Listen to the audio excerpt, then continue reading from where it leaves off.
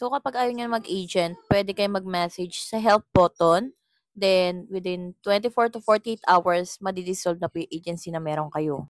So, isang beses lang po kayo pwede maging sub-agent or maging agent sa tulong ng isa pang agent. Pero kung planning nyo rin naman po pala maging agent after dissolving your agency, bakit pa kayo magpapadissolve, di ba? Kasi kung ang problema nyo lang naman din po is yung mga upper agent niyo, ako madalas sinasuggest ko, i-block nyo na lang yung upper agent niyo.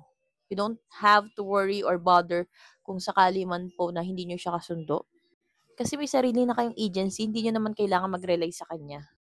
If you build your own agency, kayo po ang may say kung ano man po yung rules na meron kayo at kayo rin po ang pahalang mamahala po doon. Hindi nyo naman kailangan ng tulong niya or permission niya once na may gagawin kayong rules sa agency ninyo.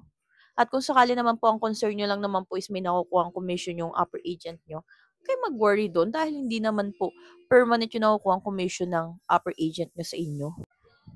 For example, ikaw na sub-agent niya, mag-hire ka ng agent under you. Ikaw lang may commission doon, siya wala.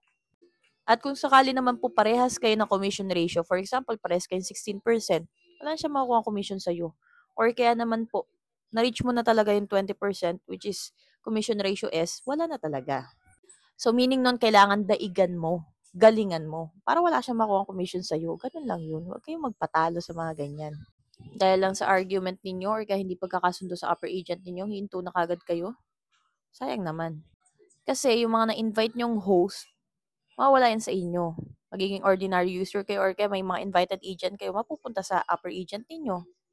So, sinong talo? Ikaw din.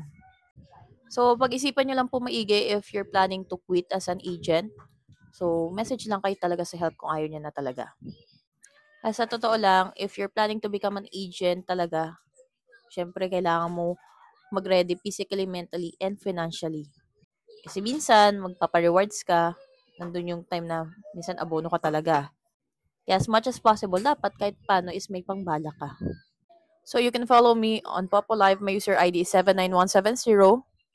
I'm doing live every 9 p.m. by Tuesday hanggang Saturday. So see you later. So you can visit some of my tutorials on my social media accounts. Just search Tita Laika.